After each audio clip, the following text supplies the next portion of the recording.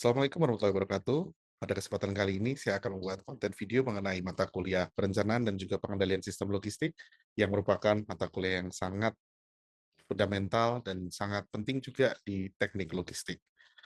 Oke, untuk itu saya akan mempersiapkan konten terlebih dahulu.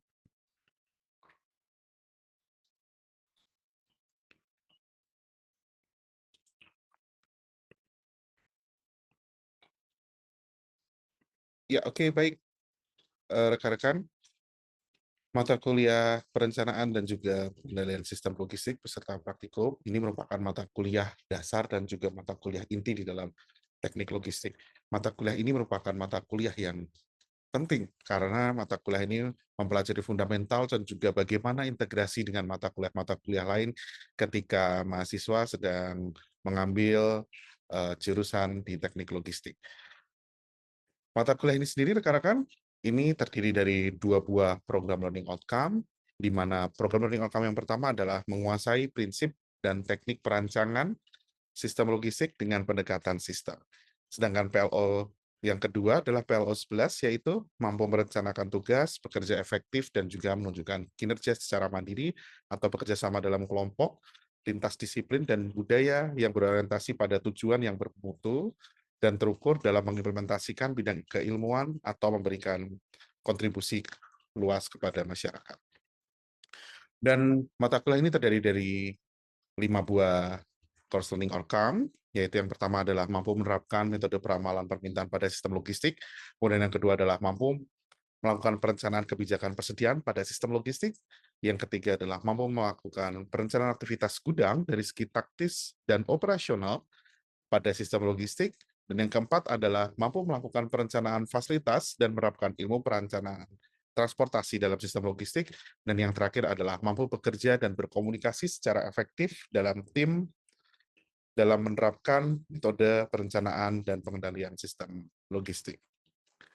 Nah, rekan-rekan sekalian, mata kuliah ini kami rancang sedemikian rupa sehingga mempermudah dan juga mengintegrasikan mata kuliah ini dengan mata kuliah yang lain, di mana terdiri dari beberapa silabus, rekan-rekan. Yang pertama adalah di week 1, kita akan discuss atau mempelajari tentang introduction dan juga class rules. Kemudian week 2, kita masuk kepada introduction to logistic system, di mana di week kedua ini rekan-rekan akan dilakukan assessment berupa UTS seperti itu. Kemudian di week ketiga, rekan-rekan akan belajar introduction to demand forecast, di mana salah satu inputan terpenting di dalam kita melakukan perencanaan sistem logistik adalah kita mengetahui demand, kita mengetahui permintaan yang ada di pasar, sehingga kita sebagai logistician, kita siap untuk menjadi backbone mereka untuk mendistribusikan barang. Nah, kemudian setelah rekan-rekan memahami seperti apa itu demand forecast yang menjadi salah satu inputan penting di dalam mata kuliah perencanaan dan juga pendanaan sistem logistik, di minggu keempat kita lanjutkan dengan tools dan juga teknik yang biasanya digunakan untuk melakukan forecasting seperti itu. Kita tahu bahwa forecast ternyata tidak mudah seperti itu. Banyak sekali faktor yang bisa kita pertimbangkan dan juga banyak sekali faktor yang mempengaruhi dari forecasting kita seperti itu. Nah, di week keempat ini kita akan assess rekan-rekan penilaiannya menggunakan kuis dan juga UTS. Setelah rekan-rekan memahami dan juga mengetahui terkait demand forecast serta dapat melakukannya dengan baik, kita lanjutkan materi perencanaan juga pengendalian sistem logistik ini ke minggu kelima, di mana rekan-rekan mulai dikenalkan dengan yang namanya inventory system seperti itu. Nah, inventory system ini berguna untuk menyimpan barang yang kalian beli dari hasil forecasting yang telah dilakukan dan juga dari hasil pembelian dilakukan seperti itu. Jadi kita harus tahu rekan-rekan berapa banyak dan juga kapan barang itu kita beli, karena ya kita tahu bahwa semakin banyak kita menimbun inventory, ya semakin banyak juga uang yang harus kita spend untuk mengadakan barang tersebut seperti itu. Nah, di minggu kelima ini kita assess juga menggunakan tugas dan juga UTS. Kemudian dilanjutkan dengan week ke-6 masih kita bahas mengenai inventory juga.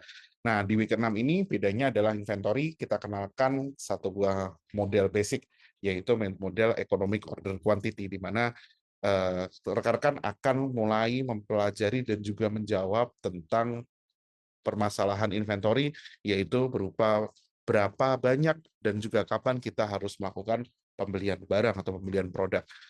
Goals utamanya apa ya? Kita akan minimize cost, jangan sampai kita menyimpan inventory yang terlalu banyak, karena ya kita tahu bahwa inventory itu adalah costing gitu, sangat sangat trigger dan juga sangat memberikan dampak terhadap logistik cost. Nanti kita akan coba pelajari di introduction to logistics system seperti apa. Kemudian setelah selesai rekan-rekan memahami terkait sistem inventory, kita lanjutkan dengan week ke-7, yaitu introduction to warehousing. Nah, goals utamanya warehouse adalah digunakan untuk menyimpan inventory yang rekan-rekan telah setting sebelumnya. Jadi warehouse adalah salah satu bentuk fisik atau physically distribution seperti itu. Jadi dia bentuk fisik dari proses distribusi, di mana berfungsi untuk menyimpan barang, menyimpan produk yang rekan-rekan beli dan yang rekan-rekan sudah setting menggunakan sistem persediaan itu tadi. Seperti itu. Nah, di tengah semester ini, rekan-rekan, kita awali assessment juga dengan adanya tugas besar satu, seperti itu, di mana tugas besar satu nanti rekan-rekan akan diminta untuk melakukan perencanaan sistem logistik, mulai dari forecasting, penentuan inventory, dan juga bagaimana rekan-rekan mulai merencanakan warehouse yang kalian gunakan untuk menyimpan produk. Nah, di sini kita belum menghitung berapa luasan warehouse dan sebagainya, karena itu akan kita hitung pada pertemuan selanjutnya setelah UTS, yaitu pada pertemuan ke-8 rekan-rekan. Nah, di sini di pertemuan 8 rekan-rekan mulai untuk melakukan planning mengenai warehouse activity seperti itu. Teman-teman mulai planning seberapa banyak area warehouse yang saya gunakan, material handling atau peralatan-peralatan pendukung apa saja yang harus saya siapkan untuk mendukung aktivitas warehouse tersebut, dan juga tipe-tipenya seperti apa, tipe-tipe material handling, kemudian alat-alat pendukung lain dalam warehouse seperti pallet dan lain sebagainya, seperti itu. Dan di week ke-8 ini kita akan assess menggunakan tugas rekan-rekan. Nah, dan di mana diakhiri untuk pembelajaran warehouse ini di week ke-9, di mana rekan-rekan akan belajar mengenai warehouse costing. Jadi dari semua perencanaan yang telah dilakukan sebelumnya, dikemas di week 9, di mana kita akan berbicara mengenai warehouse costing, seperti itu. Dan di week 9 ini kita assess menggunakan kuis dan juga UAS.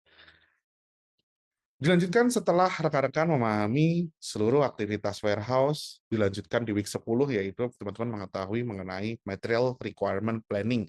Nah, MRP ini adalah sedikit materi mengenai sistem produksi rekan-rekan. Nah, meskipun kalian tidak mendapatkan satu buah keutuhan bagaimana sistem produksi itu bekerja, karena memang rekan-rekan ada di jurusan di teknik logistik seperti itu ya, bukan teknik industri. Nah, tapi MRP ini salah satu bagian yang paling penting di dalam kita menentukan produksi, di mana kalian harus bisa planning seberapa banyak material yang dibutuhkan untuk produksi. Fungsinya apa? Ketika nanti kalian melakukan produksi, material itu sudah ready. Dan tentunya juga material tidak bisa kita simpan terlalu besar. Sejatinya ya kita tahu bahwa ketika teman-teman simpan produk itu dalam jumlah yang banyak tanpa adanya planning, itu akan menyebabkan high inventory cost juga yang tadi kita pelajari di beberapa minggu sebelumnya, seperti itu.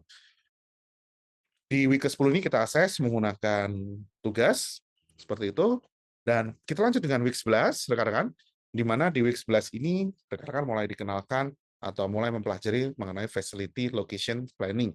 Jadi tadi kalian sudah melakukan perencanaan warehouse, perencanaan perencanaan material, perencanaan inventory. Nah, kita tentukan sekarang lokasi-lokasi mana yang ideal dan juga yang paling proper untuk ditempatkan atau diletakkan facility logistics di situ, seperti itu.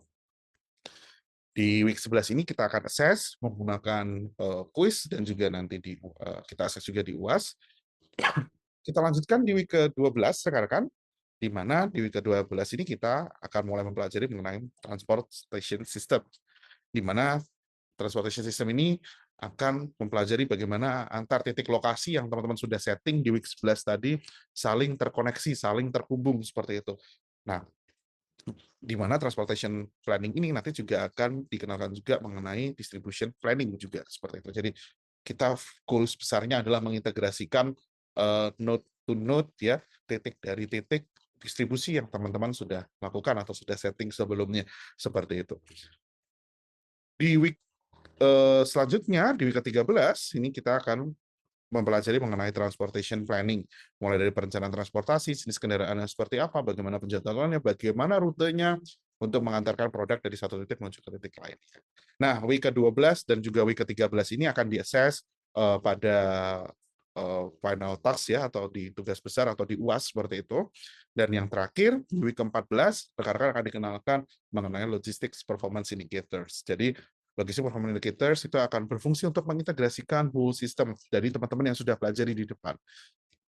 Nah, unicity dari mata kuliah perencanaan dan juga pengendalian sistem logistik dan praktikum ini adalah mata kuliah inti prodi nanti akan disampaikan atau akan didukung di pertemuan-pertemuan selanjutnya atau di semester-semester selanjutnya untuk membahas detail point to point dari agenda mingguan kita. Let's say teman-teman sudah belajar sekilas tentang sistem transportasi. Di PPSL ini hanya belajar 2 minggu saja. Nah, nanti akan ada mata kuliah sendiri, yaitu mata kuliah sistem transportasi, seperti itu, di semester-semester selanjutnya. Begitu juga dengan facility location planning, material requirement planning, warehouse, itu semua nanti akan ada mata kuliah pendukung tersendiri, dan itu saling terintegrasi semuanya. Jadi PPSL ini fungsinya salah satunya untuk memberikan introduction kepada teman-teman di teknik logistik ini, bagaimana mengetahui whole system logistik secara utuh, seperti itu dari hulu sampai ke hilir. Dan mata kuliah ini rekan-rekan, ini akhir kita akses menggunakan tugas juga seperti itu. Nah, bagaimana scoring kita untuk mata kuliah PPSL ini, rekan-rekan? Nah, scoring kita lihat di sini ada kuis besar 20%, tugas besar 20%, UTS atau tugas besar 1 tadi ya, itu ada 30%, seperti itu, dan juga ada praktikum 30%, karena mata kuliah ini embed dengan praktikum. Jadi sini ada nilai praktikum juga, rekan-rekan, yang kalian lakukan di luar pertemuan kelas, seperti itu. Ini score structures, kita masih mengikuti aturan basic dari Italia, di mana teman-teman ketika mau dapat nilai A ya harus di atas 80, seperti itu. Range 70 sampai 80, teman-teman akan mendapatkan AB, dan seterusnya. Teman-teman dapat lihat kriteria pada slide ini, seperti itu. Selanjutnya ada class rules, di mana keterlambatan kelas adalah 10 menit, dan apabila rekan-rekan telat dari 10 menit, kita asumsikan terlambat juga. Apabila ada activities di dalam LMS, keterlambatannya juga sama, aturannya seperti itu, dan teman-teman wajib untuk mengikuti seluruh aktivitas yang ada di dalam LMS. Dan karena mata kuliah ini adalah mata kuliah 3 SKS, dengan minimum kelulusan adalah 75%, nah mungkin sekitar absen maksimal 3 kali absen ya, 3 kali absen, itu adalah batas maksimum absensi yang diperlukan seperti itu. Jadi ketika teman-teman melebihi dari 3 kali, ya itu kalian tidak akan lulus karena pasti presensi atau tingkat kehadiran di bawah 75%. Seperti itu. Begitu juga dengan quiz and assignment, seperti itu. Kami berikan toleransi 10 menit keterlambatan, tapi tidak untuk praktikum ya rekan-rekan ya. Lebih dari itu, kami asumsikan rekan-rekan tidak mengikuti quiz ataupun assignment, dan juga tidak ada remedial mengenai keterlambatan ya. Remedial nanti kami hanya lakukan untuk perbaikan nilai saja, tapi bukan untuk keterlambatan. Dan yang terakhir adalah rekan-rekan, kita sangat anti dengan plagiarisme. Jadi jangan coba-coba rekan-rekan melakukan plagiarisme seperti itu di mata kuliah PPSL ini. Oke, baik. Thank you rekan-rekan untuk introduction mengenai mata kuliah PPSL. Selanjutnya nanti saya akan sampaikan setelah video ini terkait mata kuliah pertama kita, yaitu terkait Introduction to Logistics System, dan nanti kita akan bahas pertemuan tersebut di kelas pada pekan depan. Selamat sore rekan-rekan semua. Assalamualaikum warahmatullahi wabarakatuh. Oke rekan-rekan, kita bertemu lagi dengan mata kuliah Perencanaan dan Pengendalian Sistem Logistik dan Praktikum pada pertemuan kedua. Dan pada pertemuan ini kita akan membahas terkait Introduction to Logistic System. Nah, sebelum kita masuk ke dalam materi dan di mana materi PPSL ini merupakan materi dasar ya, salah satu materi dasar ketika teman-teman mengambil mata kuliah di teknik logistik. Nah, ini kami ceritakan dulu kenapa sih kok penting teman-teman tuh untuk mengambil mata kuliah ini. Seperti itu. Emang mata kuliah lain nggak penting atau seperti apa? Kita coba lihat ya, rekan-rekan. Nah, ini di sini kita melihat suatu fakta bahwa logistik cost di Indonesia faktanya masih mahal. Seperti itu. Buktinya dari mana? Dibuktikan dari dua buah referensi ini. Yang pertama adalah dikaji oleh Pusat Pengkajian Logistik dan juga Rantai Pasok dari ITB pada tahun 2023 sebesar 25,15% logistik cost itu dari PDB, dan kemudian dilakukan survei ulang atau review ulang dari Kementerian Bappenas di mana biaya logistik tahun 2022 adalah 14,29% dari PDB. Seperti itu. Nah, maksudnya gimana ya? Kita ngelihat produk domestik bruto, istilahnya ya, kita bicara bahwa dari total value, dari seluruh total value yang ada di Indonesia, yang berputar di Indonesia, 14,29%-nya adalah didominasi dari logistik cost itu sendiri. Nah, dari sini kita lihat nih teman-teman, misal kita bicara satu produk di harga 10.000 seperti itu, berarti logistik cost kita ada di sekitar 1.400-nya atau hampir 1.500-nya. Dan dari sini kita lihat fakta bahwa ini masih tinggi. Nah, kembali lagi teman-teman, ketika kita mau bicara tolok ukur tinggi atau rendah, itu pasti kita lihat perbandingannya ya. Nah, sekarang kita perbandingkan dengan negara-negara lain. Bagaimana cara membandingkannya? Yaitu dengan melihat namanya Logistic Performance Index, di mana dibagi menjadi beberapa kriteria di sini ya. Di bagian kiri teman-teman bisa lihat di sini ada LPI score. Kemudian dia terdiri dari beberapa komponen, ada 6, ada customer score, infrastructure, international shipment score, logistic competence and quality, timeline score, dan tracking and tracing score. Nah, sayangnya teman-teman, dari survei yang sebelumnya dilakukan, Indonesia itu turun. Sekarang peringkat ke 63. Sebelumnya di angka 47 peringkat kita. Nah, kita lihat nih. Terus Indonesia mau ngejar apa? Apa yang mau ditargetkan oleh Indonesia? Ditargetkan dari Indonesia tahun 2045 ditargetkan bahwa logistik cost itu ada di 9% di sini dari PDB. Ditekan lagi dari yang sekarang existing di 14,29, atau mungkin realitanya kita bisa bilang bahwa sebenarnya pelaku logistik masih menganggap logistik cost itu di atas 20 atau tepatnya sekitar 21,7%. Itu rata-rata logistik cost kita di Indonesia. Seperti itu. Nah, kita lihat di sini dari target yang ada dibandingkan dengan kondisi real kita, ini masih sangat sulit kita kejar. Nah, pertanyaannya sekarang, emang logistik cost itu apa aja yang dihitung, rekan-rekan? Nah, kita hitungnya logistik cost itu dari 3 buah kriteria besar ini. Yang pertama ada biaya transportasi dan pergudangan, yang kedua ada biaya persediaan, yang ketiga ada biaya administrasi, rekan-rekan. Dimana kalau kita bicara transportasi dan pergudangan, terdiri dari biaya transportasi itu sendiri, baik itu transportasi rel, transportasi pesawat, transportasi darat, dan lain sebagainya, ditambah dengan bagaimana kita investkan produk kita di dalam warehouse. Seperti itu. Karena tentunya warehouse yang ada di Indonesia itu ya tentunya dia pasti sangat high cost sekali. Ada building di situ, ada produk yang kita simpan itu kan investasi juga. Ada biaya-biaya lain yang kita keluarkan juga untuk kita handling produk. Seperti itu. Nah, kemudian ada administration cost, seperti ada gaji-gaji di sini. Ada gaji pegawai dan lain sebagainya, dan juga ada yang terakhir ada biaya persediaan. Nah, menurut kalian yang paling tinggi yang bagian mana nih logistik cost kita? Yes, tepat teman-teman. Yang kalian lihat di kiri kalian itu, di kiri kalian ada tol, kemudian ada rel kereta api cepat bus, itu penyumbang transportasi kita tertinggi. Dan tersulit untuk kita lakukan planning. Di sana ada transportasi, kemudian di sini ada kawasan pergudangan, teman-teman, ada pabrik, ada gudang, itu duit semua itu. yang kalian harus handle. Nah, tertinggi di sini. Nah, kita lanjutkan teman-teman. Terus bagaimana cara kita atau goals kita untuk bisa mereduce dari logistik cost itu sendiri. Nah, sebelum kita lari ke sana, kita coba lihat nih di sini teman-teman. Ini selalu saya bawakan di mata kuliah yang saya ampu, satu sebuah slide ini, di mana ini menunjukkan adanya flow of goods dan juga flow of information. Jadi nanti kalian sebagai lulusan dari teknik logistik, diwajibkan kalian bisa melakukan yang sebelah kiri ini.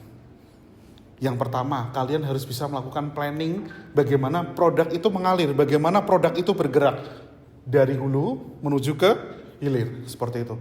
Dari raw material, kemudian turun ke manufacturer, diproduksi, distribution center, masuk ke retail store, sampai produk itu kalian pegang, yang ada produk-produk yang ada di depan kalian ini semua. Include handphone ini juga, seperti itu. Ini perjalanannya satu buah handphone ini sangat panjang sekali teman-teman. Dari raw material hingga sampai ke tangan kita. Laptop yang teman-teman pegang di depan kalian, even kertas pun yang kalian pegang note di depan kalian, itu mengalami perjalanan yang sangat panjang. Gampangnya kertas, bahan baku kertas dari apa, ada yang tahu? Yes, dari plantation ya, dari kayu seperti itu, dari kayu yang ditanam di plantation di hutan seperti itu, untuk dilakukan proses distribusi, produksi, sampai ada di tangan kalian teman-teman. Nah, bagaimana produk itu move dari satu tempat ke tempat yang lain ya, produk itu move dan juga produk itu mengalami pertambahan nilai, penambahan value added seperti itu nanti yang kalian atur di sini. Karena goals besarnya adalah kalian bisa mengatur flow, kalian bisa mengatur aliran. Ya gampangnya kita paling gampang lihat transportasi ya, seperti itu di bagian kiri kalian. Dan juga kalian bisa mengatur dari storage dari sebuah goods, services, dan juga related information. Nah, gimana nih kita katakan kalian sudah memiliki planning yang baik atau belum terkait logistik cost? Kita lihat bagian kanan ini, kita gunakan 7 right yang ada di kanan ini. Ibaratkan teman-teman paling gampang belanja barang, belanja online. Seperti itu. Kadang kita malam-malam udah ngantuk mau tidur gitu ya, buka handphone check out barang. Nah, mulai barang kalian tuh kalian check out, ini ternyata mengalami perjalanan yang sangat panjang juga. Seperti itu. Pertama, kalian harus bisa memastikan bahwa produk yang dikirim adalah produk yang benar. Kalau nggak benar gimana? Memang kurir kalian selalu balik kan? Kalian nggak akan mau terima produk itu. Seperti itu. Apalagi kalau produknya COD seperti itu ya. Belum lagi kalau produknya COD, pasti kalian akan tolak. Right time, balik lagi kalian lihat tuh, ini sudah di atas jam 5 sore ya. Kalian lihat di situ tracking masih pada jalan.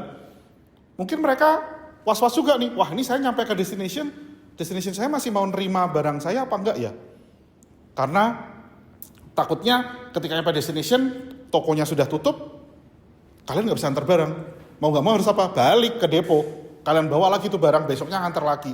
Costnya 2 kali lipat. Dan ini sering terjadi di perkuriran teman-teman. Seperti itu. Datang telat ya, seperti itu. Datang telat, atau mungkin datang kalian nggak ada yang nerima, dia balik lagi kan. Seperti itu. Kalian udah tulisin di catatan, di note bahwa tolong antar di jam kerja. Kalian nyampe di sana pas di jam kerja, pas kalian nggak jam kerja, ada yang nerima nggak? Mungkin nggak ada. Kalau ya kecuali kita titipkan ke memang kos kayak gitu ya. Kalau nggak ada gimana? Balik lagi mereka. Kadang mereka mikir, kalian teman-teman mikir di sini ya. Ah, Pak kan cuma 1 kali balik aja. Emangnya mahal? Enggak sih. Rata-rata 500 perak untuk dia 1 kali pengiriman. Kalikan tapi dengan berapa juta transaksi e-commerce. Di Harbolnas, Hari Belanja Online Nasional, itu tercatat transaksi e-commerce itu sekitar 500.000 sampai 1 juta transaksi per hari. 500 kali 1 juta, berarti per hari rugi berapa? 500 juta. Iya kalau sekali doang datangnya. Lah kalau lebih. Nah hal itu berlaku juga ke right place. Nyampe ke tempat kalian salah alamat. Seperti itu, salah alamat. Ujung-ujungnya apa? High cost lagi, dia ngirim 2 kali. 500 perak lagi. Pak nggak apa-apa 500 perak. Iya kalikan 1 juta transaksi berapa tuh? 1 juta transaksi ya, bukan 1 juta produk. Bisa jadi kalian 1 kali check out lebih dari 1 produk kan? 1 kali transaksi lebih dari 1 produk yang dibeli kayak gitu, yang di check out, betul ya? Jadi bisa lebih dari 500 juta per hari, per shipment. Bayangin. Oke? Begitu juga dengan quantity, quality, conditions ya. Nyampe barangnya kurang, nyampe barang kalian rusak. barang kalian pecah, kita nggak akan mau terima. Kurirnya ngambil lagi, balik ke seller kayak gitu kan ya. Karena kan kadang ada yang Shopee garansi seperti itu ya. Kalau kita bicara satu buah platform, misalnya Shopee ada Shopee garansi, barang kalian bisa diambil lagi seperti itu pecah. Nah, ujung-ujungnya Seven Right itu akan berujung pada yang paling bawah, yaitu terkait right cost, teman-teman. Karena ya tadi kita bicara di depan bahwa fokus kita adalah kita bicara logistik cost itu masih sangat tinggi sekali. Nah, yang terakhir, pertanyaannya adalah, emang sesulit itu ya kita melakukan planning terkait logistik cost, terkait shipment, terkait aktivitas logistik. Nah, ini kami ambil coba, ya kita bicara nggak usah yang terlalu kompleks di Pulau Jawa. Di Pulau Jawa itu didominasi dengan city logistik dan itu kompleksitasnya sangat tinggi sekali. Kemacetan diperhatikan. Kemudian nyampe barang, misal kalian stay-nya di apartemen, ini bisa beneran nyampe ke kalian apa enggak, itu diperhatikan juga. Nah, kita coba ambil ini, salah satu contohnya adalah di Kalimantan Timur. Kenapa kami coba cek di Kalimantan Timur? Karena untuk melihat Kalimantan Timur ini kan kita kembangkan untuk IKN ya. Nah, gimana sih assessment logistiknya ini kami lihat. Ternyata penyebab logistik mereka itu high cost juga adalah, kita lihat di bagian gambar ini, gambar ungu ini, titik-titik ungu ini adalah persebaran industri atau persebaran hulu dari satu buah bahan baku. Kemudian yang gambar ship ini adalah pelabuhan. Maksudnya gimana? Mereka langsung melakukan direct shipment, teman-teman. Dari lokasi pengiriman, dari origin menuju ke hub, ke destination-nya. Destination ini pelabuhan atau hub, seperti itu. Tanpa dia visit, tanpa dia transit ke fasilitas-fasilitas logistik. Loh Pak, kok kan jadi murah Pak, nggak perlu transit? Iya, kalau kalian selama bisa handle logistik itu dengan tipe yang full truckload. Barangnya penuh, nggak ada yang kosong. Karena kenapa? Space kecil saja, teman-teman, itu bisa menjadi cost yang sangat luar biasa sekali. Atau mungkin kita balik point of view-nya. Point of view kalian adalah sebagai perusahaan logistik, space kecil itu bisa kalian gunakan atau bisa gain profit itu luar biasa sekali. Apalagi kalau kita bicara shipment-nya sudah international shipment seperti itu. Jaraknya jauh, high cost seperti itu. Nah, kita lihat di sini, Pak emang nggak ada kelebihannya? Ya ada pasti. Kelebihannya adalah pasti lebih responsif, lebih cepat nyampainya, barangnya lebih terjaga. Dalam arti barangnya lebih terjaga gimana? Dia nggak perlu transit kan bisa jadi bahaya. Barang yang dilempar-lempar gitu kan di transit center, dia di handlingnya nggak benar. Memang betul, tapi di balik itu dia sangat berdampak sangat negatif terhadap logistik cost. Logistik cost, kemudian bagaimana kondisi jaringan kita, jaringan logistik di Indonesia itu sangat berdampak sekali di sini. Kekurangannya. Nah ini loh teman-teman yang membuat tadi ketika kita kembalikan di awal, logistik cost kita sangat tinggi teman-teman. Dan sebagai kesimpulan pertemuan kita hari ini, yang pertama tadi terbukti ya bahwa logistik cost itu kita mahal, dibuktikan dengan negara-negara sebelah ya, dibuktikan dengan LPI, Logistic Performance Indicator, dinilai kita di peringkat 67 turun dari sebelumnya 63, di mana sebelumnya sekitar 47 kalau nggak salah turun. Kenapa turun? Didominasi dengan transportasi dan pergudangan almost 60% ya, atau sekitar 57 sampai 63%, 64% lah, sekitar segitu tadi angkanya. Mengapa itu bisa terjadi? Planning logistik sangat kompleks dari hulu ke hilir. Seven Right dihitung tadi ya teman-teman. Kemudian masih banyak juga yang menerapkan namanya direct shipment.